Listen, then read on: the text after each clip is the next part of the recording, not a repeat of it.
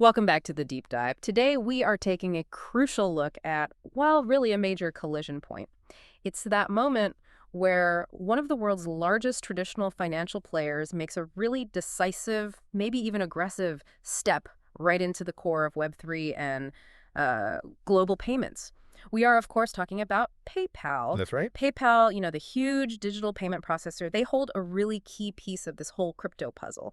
Their regulated stablecoin, PYUSD. And they've just made this monumental strategic move. It seems explicitly designed to shake up the entire stablecoin world, targeting the big established leaders head on. Yeah, absolutely. And this isn't just like a simple press release or some minor product update. This feels like a declaration of intent. It signals a pretty fundamental shift in how mainstream regulated finance plans to access and maybe even dominate these decentralized payment rails that millions of people are using globally. That's absolutely spot on. And for you listening, our mission today really is to analyze the sheer ambition and perhaps the massive risk behind this whole announcement. We need to understand not just PayPal's moving PYUSD, but the where and the how. Right. So that means we have to dissect the strategic, the geographic, the economic importance of the TRON network, because that's the destination, and critically, the role of the enabling cross-chain tech, layer zero. Layer zero, yeah. Ultimately, this combination, these choices, it just throws high-octane fuel on the fire of the stablecoin wars. It offers us a really clear, immediate vision of what global digital payments might look like when a regulated giant like PayPal steps in to challenge the decentralized incumbents. It's like a real-time case study, isn't it? Institutional adoption happening right before our eyes. Exactly. Okay, let's unpack this then. Because when a corporation with the kind of global footprint and frankly the regulatory oversight that PayPal has makes a decision, this bold going multi-chain, and choosing that specific chain, it is definitely far more than just a news item. Oh, for sure. It's a competitive declaration. It targets market leaders like Tether directly, and it signals PayPal's intent to be, well, maybe a foundational part of the next generation of global payment rails that are actually using crypto infrastructure. No doubt about it. All right, let's dive into segment one. The major announcement and those immediate implications. Let's start with the precise facts, what we actually know from the announcement itself. PayPal's stablecoin, PYUSD, is expanding its availability. It's going onto the TRON blockchain. That's the core news. Simple enough on the surface. Right. But what makes this move really significant from an architectural standpoint is the how. The interoperability, the actual ability to move this PYUSD asset seamlessly between chains, that's being facilitated by layer zero cross-chain technology. And that's key. This isn't just picking any old bridge tech. It's an infrastructural statement, like you said. And that's really where the ambition comes through. This expansion, it's highlighted in all the sources as the first major expansion for PYUSD since it first launched, back on Ethereum in 2023? Yeah, about a year ago, roughly. Right. Think about that time frame. For almost a year, it was significant because it had the PayPal name attached, but PYUSD's presence was basically siloed.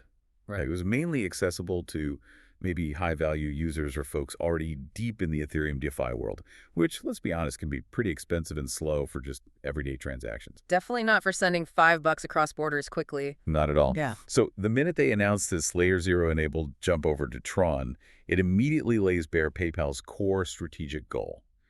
They are signaling very clearly that PYUSD is designed from the ground up to be a multi-chain stablecoin. Ah, okay. They're deliberately avoiding being tied solely to one network's fate. They get it. They understand that in the current Web3 world, if you're only on Ethereum, you're kind of catering to a specific niche, a sometimes pretty restrictive use case. Right. Ethereum is like the digital Wall Street, maybe, the institutional vault. But it's terrible for those high-volume, low-cost microtransactions that actually power a lot of global commerce. Right. So by branching out and aggressively, particularly to a high-volume, low-fee network like TRON, PayPal is basically thrusting PYUSD directly into the ring, head-to-head with both USDT and USDC. It's a massive escalation of the stablecoin wars. They're shifting PYUSD from being, kind of a novelty product, this regulated experiment with a big name behind it, to a genuine contender for global transaction dominance. Wow. And this isn't just about slowly accumulating market share. It seems like it's about rapidly acquiring that network effect. Because that's the single most valuable asset in the payments game, digital or traditional. PayPal is essentially trying a hostile takeover almost on existing remittance corridors. A hostile takeover, huh? That's a strong way to put it, but you can see the logic. It feels like it.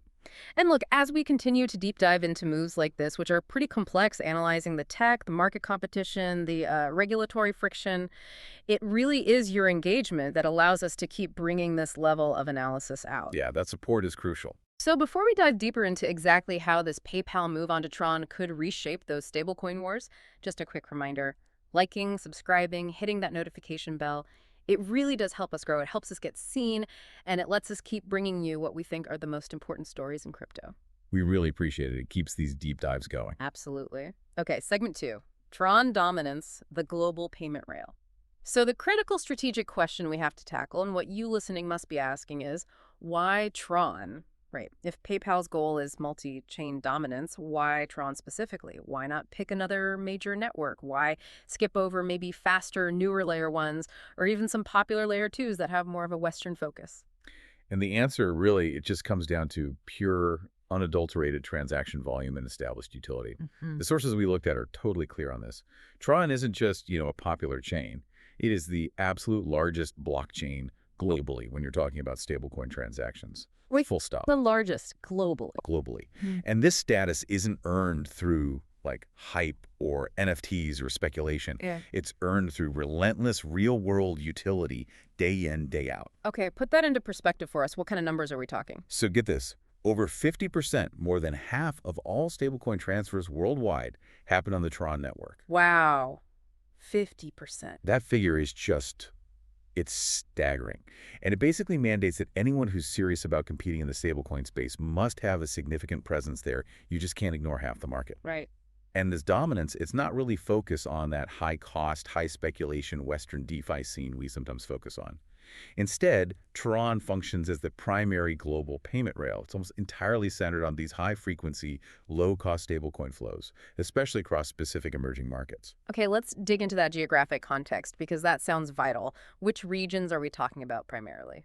We're talking specifically about places like Latin America, Sub-Saharan Africa, parts of Southeast Asia, regions where local fiat currencies often struggle with, high inflation volatility or maybe really strict capital controls. Right, places where getting dollars, even digital dollars, is really valuable. Exactly. And in these areas, stablecoins are used less for chasing, crazy DeFi yields and much more for critical everyday economic functions. Things like saving, sending absolutely life-sustaining remittances back home to family, and just facilitating daily commerce between small businesses. So real utility. Real tangible utility. And you hit the key point there, remittances. That 50% figure, it really reveals that Tron is like the high-speed, low-cost highway built for the, the working global citizen. And USDT Tether built this dominance basically through pragmatic necessity. How so? Well, it was fast. It cost pennies, literally pennies to send money across borders. And crucially, in a lot of places, it operated with fewer immediate KYC, know your customer barriers than, say, traditional bank transfers or even some other regulated alternatives. The friction was lower. Much lower. And that speed and accessibility just allowed USDT to become the default currency for millions of people moving money internationally, completely bypassing the old-school financial intermediaries. Okay, that volume is undeniable. The speed, the cost, obviously very attractive. But here's the elephant in the room. Doesn't PayPal kind of sacrifice its hard-won regulated credibility by associating with a network that, let's be frank, has faced significant legal scrutiny, citing the investigations faced by the TRON network and its founder, Justin Sun? It feels like a huge paradox for a major U.S. financial company. That is the absolute core friction point of this entire strategy, and it's precisely why this deep dive is so important. Yeah. PayPal is essentially making a transactional calculation. They're basically saying the volume and the ingrained user behavior on Tron are just too valuable to ignore, even if it comes packaged with this regulatory risk by association. They seem to be betting that their own regulatory wrapper, their U.S. trust status, their audits, will be enough to legitimize the PYUSD asset itself, regardless of the underlying chain's, let's call it, political baggage. So it's a pragmatic move, maybe more than a purely ethical one. They're chasing the money flow where it's already happening digitally, basically admitting they can't afford to wait years to build that same network effect from scratch on some clean but maybe empty chain. I think that's a fair assessment. It's highly pragmatic. And this expansion then makes PYUSD instantly more usable for those key applications we talked about. Fast, cheap global remittances, potentially deep integration into TRON's existing DeFi platforms, and seamless cross-border payments that really do challenge the old Western Union model. Precisely. This is a direct challenge to Tether's dominance, which sits at roughly half the market. PayPal is strategically planting its flag right in the territory where USDT built its most powerful network effect. Yeah. And they're saying effectively, hey, we offer the same utility, the same speed, the same low cost, but we come with the added regulatory confidence of a major U.S. corporation. So the competition isn't just technological anymore. No, it's become a battle of brand trust versus deeply entrenched utility. That's the fight now. Fascinating. Okay, let's move to segment 3, Layer 0, the technology enabling this multi-chain liquidity. Right. So if TRON represents the massive necessary destination with all that volume, Yeah. the critical piece of infrastructure making this whole strategy possible is their choice of Layer 0. And what's fascinating here, as we dug into it, is that this wasn't a choice for just a simple single-purpose bridge. Ah, It was a decision to adopt a really sophisticated, pretty robust cross-chain messaging system. That's a key distinction. okay, so for those listening who might follow the market but maybe not the super deep technical architecture, Layer 0 is the tech that provides the needed interoperability, right? And the security proofs. Exactly. It's what lets a single asset, PYUSD in this case, move seamlessly and ideally securely between two fundamentally different blockchains.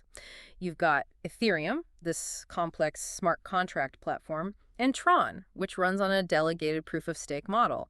Very different beasts. Totally different. And without this kind of sophisticated infrastructure, PYUSD would essentially be fragmented, right? You'd have multiple competing liquidity split versions of the coin on each network, which defeats the whole purpose of multi-chain. Right, it wouldn't really be one asset anymore. Not effectively. Now, to get into the architectural detail that the market is really paying attention to, Layer 0 works by separating the transmission of data from the verification of that data. It uses two independent entities, something called an oracle and something called a relayer. Oracle and a relayer, okay. So, the oracle reads the transaction header on the source chain, let's say Ethereum, and sends that header information to the destination chain, to ON. At the same time, independently, the relayer sends the actual proof of that transaction. Okay, two separate streams of information. Exactly. And here's the crucial part. A transaction is only finalized on the destination chain if both the oracle and the relayer provide their data separately, and that data matches up perfectly. Ah, okay. So that design, separating the data path from the proof path, that sounds like a direct response to all those historical vulnerabilities we saw with older cross-chain bridges, right? Absolutely. Those often relied on like a single point of validation, maybe a multi-sig group or some liquidity pool setup, which when they got compromised, well, we saw those massive 9-figure hacks over the last few years. Billions lost. Yeah, those were brutal. Layer 0's architecture is explicitly designed to avoid that single point of failure. And the adoption of Layer 0 by a major institutional player like PayPal, it really confirms a much larger foundational trend happening in Web3 architecture. That the future is cross-chain liquidity and multi-chain assets. That old assumption that, one chain would eventually win and host everything important, that's looking increasingly outdated. So interoperability is king. It has to be. Assets must be able to flow where the utility demands them, efficiently and securely. And Layer 0 provides that necessary, hardened capability for movement. And we see other big players using it too, right? It's not just PayPal. Oh, yeah. We see validation for this choice across the ecosystem. Other massive players, you mentioned Stargate, Avalanche uses it, many major DeFi protocols, they've already integrated Layer 0's tech. It proves that this kind of decentralized, secure cross-chain messaging is basically becoming the expected standard if you want your asset to have global reach. It's an admission maybe that the ecosystem is just inherently fragmented. It is. Yeah. And the winners will be the ones who can most effectively connect all those fragmented pools of liquidity. I sometimes use an analogy to try and simplify this stuff. If TRON is that bustling international commercial highway for payments, then Layer 0 acts like the really sophisticated high-tech bridge connecting that highway seamlessly back to the main financial hub, which is kind of represented by PayPal's regulated status and its original home on Ethereum. That's a pretty good analogy. But the bridge has to be fast, and crucially, given the high-profile nature of PYUSD and all the regulatory eyes on it, it absolutely must be demonstrably secure. No question. And that security and seamless movement, it translates immediately into potential financial benefit for professional traders too. Oh, so arbitrage. Exactly. The moment PYUSD becomes accessible on multiple chains via layer 0, you inherently create more places to trade it, more liquidity venues, a much larger surface area. More venues mean more chances for tiny price discrepancies between the chains, maybe a basis point difference in PYUSD's value on Ethereum versus TRON. Ah, okay.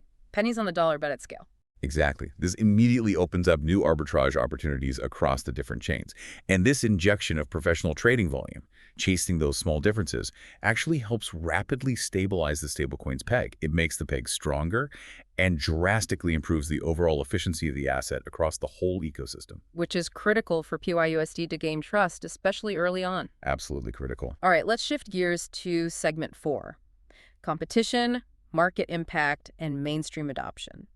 Now we're really entering the core of the fight, the competitive landscape. Because PYUSD isn't walking into an empty room here. Not even close. It's entering a battlefield dominated by two absolute giants, and this entry onto TRON significantly sharpens that conflict. For sure. On one side, you've got Tether's USDT, holds that absolute entrenched dominance in transaction volume, especially as we discussed in emerging markets. It's the default. The 800-pound gorilla of volume. Right. And on the other side, you have Circle's USDC, which often carries more widespread institutional acceptance, more credibility maybe in the traditional U.S. financial space. It seems favored by corporate treasuries, large funds. The regulated favorite, you could say, at least perception-wise in the West. Yeah, and we have to be realistic here.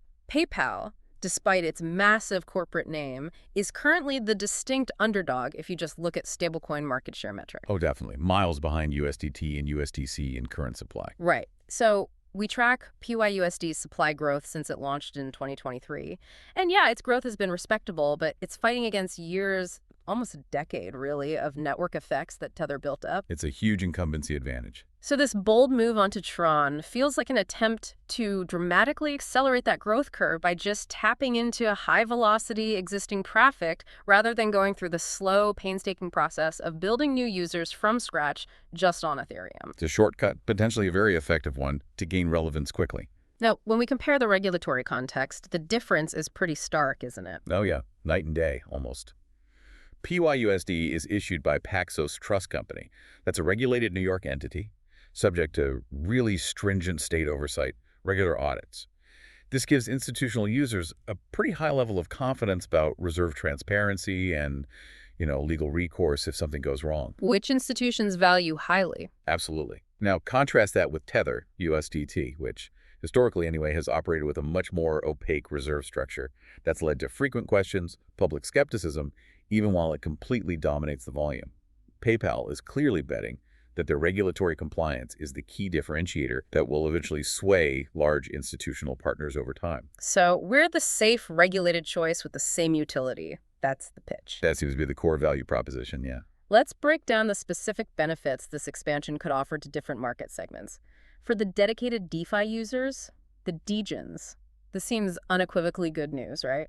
Oh yeah, absolutely. They immediately gain access to potential PYUSD yields, new lending markets using PYUSD as collateral, and direct integration into TRON's already massive DeFi ecosystem. Platforms like SunSwap, JustLend. Having a regulated, audited stablecoin available in those TRON DeFi pools, it probably adds a layer of perceived safety. Maybe attracts capital that was hesitant about using USDT because of those reserve or regulatory concerns. I think that's exactly the hope. It could bring in a different type of DeFi user, maybe slightly more risk-averse capital, that wants stablecoin exposure on TRON but was wary of USDT.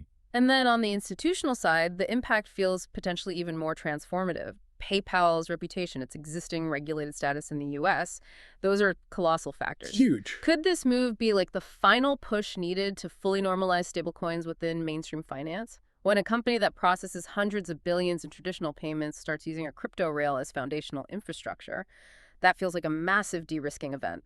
It absolutely lowers the psychological barrier and maybe even the perceived regulatory barrier for entry, for other banks, for funds, for other risk-averse institutions who are sitting on the sidelines. Yeah, it kind of gives them cover. Well, PayPal's doing it. Exactly. It provides that institutional validation. And this feeds right into that broader corporate trend we've been tracking.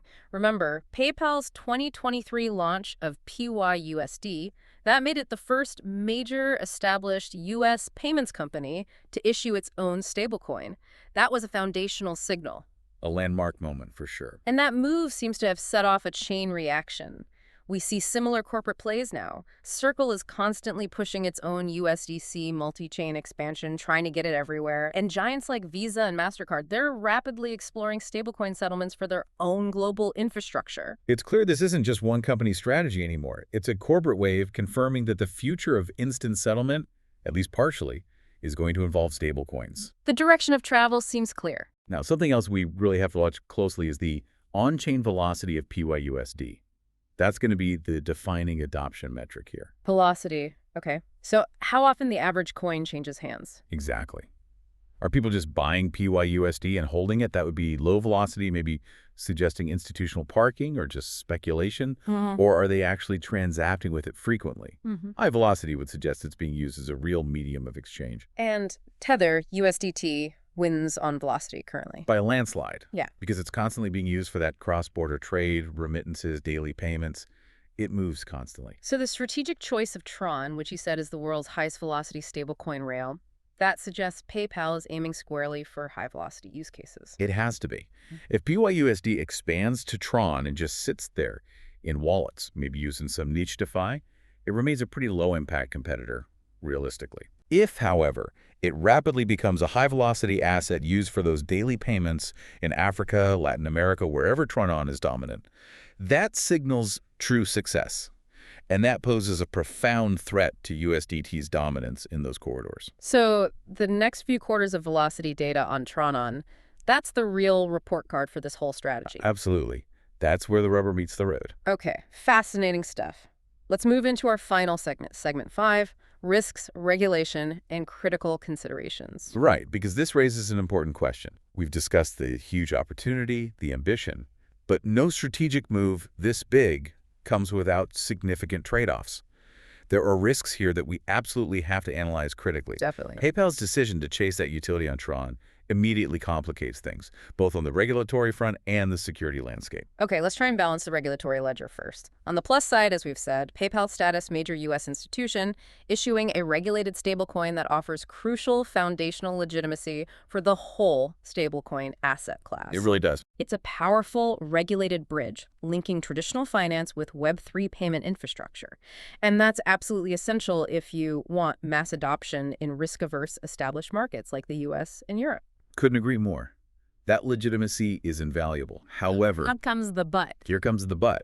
That U.S. legitimacy immediately clashes, potentially, with the regulatory environment associated with the destination chain, TRON.